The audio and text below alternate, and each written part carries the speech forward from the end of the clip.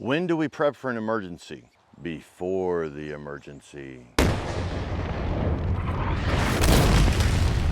So y'all have seen this kit. I typically refer to this as my Go Fast kit because, I mean, what's the goal? To be light, fast, and mobile.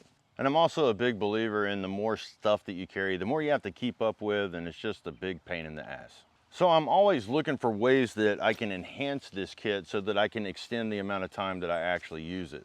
Now understand, we're talking about surviving an incident here. We're not talking about being comfortable while you're going camping. It's about gaining the advantage that you need to ensure your survival.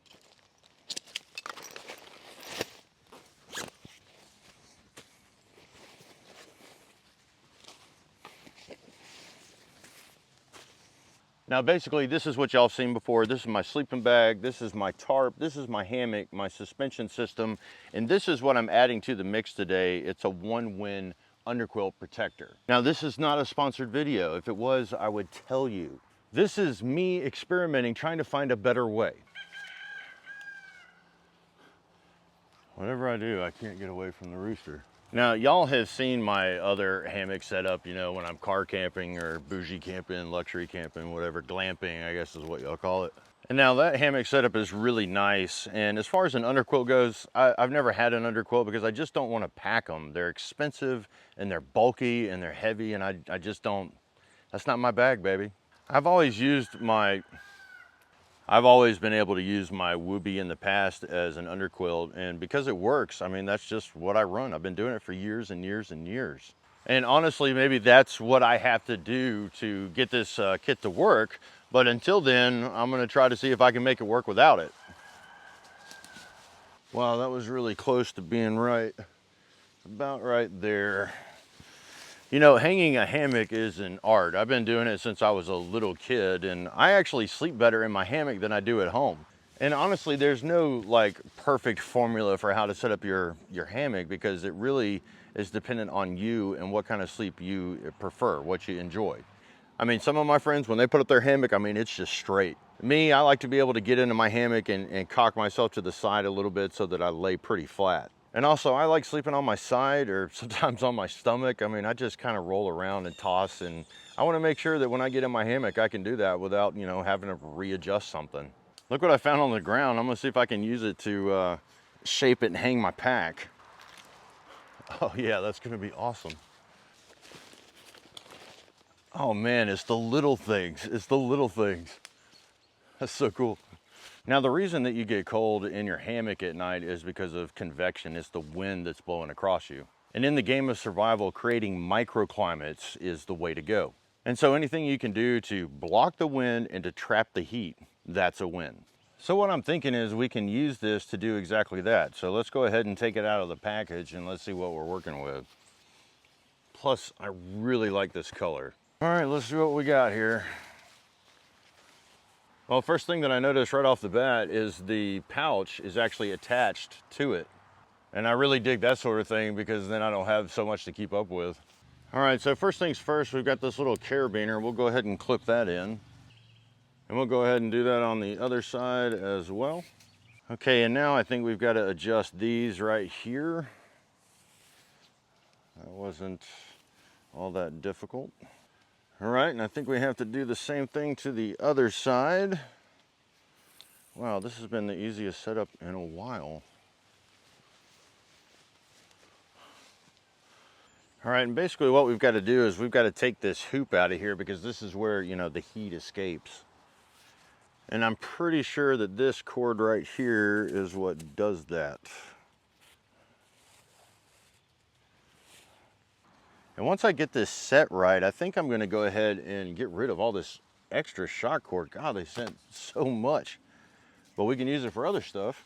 And whatever you do to one side, you gotta do to the other. Oh, there's a string, we need to burn that. That ain't good, there we go. This is why you do this before. Okay, now it's just about kind of fine adjustments and making sure that there's air that's going to be in the bottom of it. Okay, that changes the profile of the hammock quite a bit. Just need to make sure that this comes up when I'm in the hammock. Huh, that's pretty good.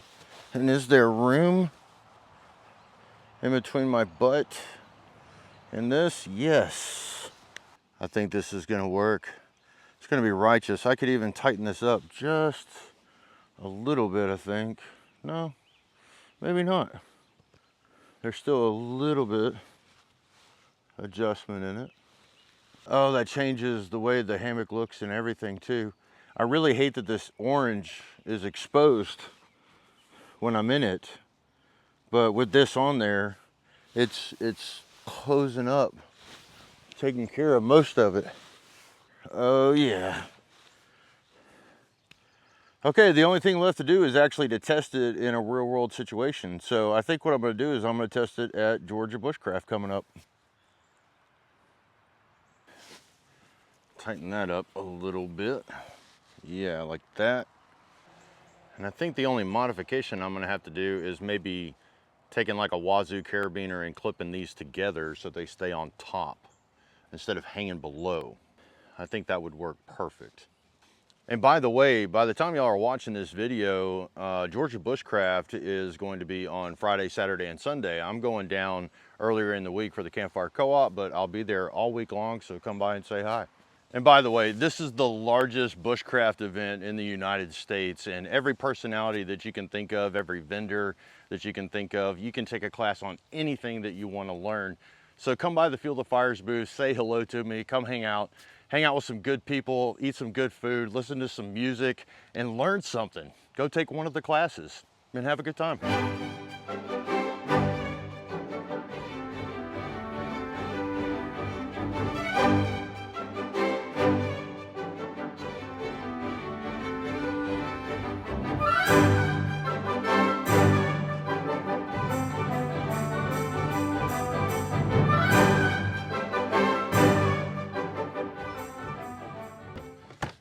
So there you have it, guys. I'm trying to get ready for Georgia Bushcraft, and I'm trying to extend this kit into a true 3-season kit. Now last year at Georgia Bushcraft, I froze my butt off when I did the bug out video, when I did the military surplus store challenge where I had 15 minutes to go get my stuff out of the store, and then that's what I ran when I went out in the field.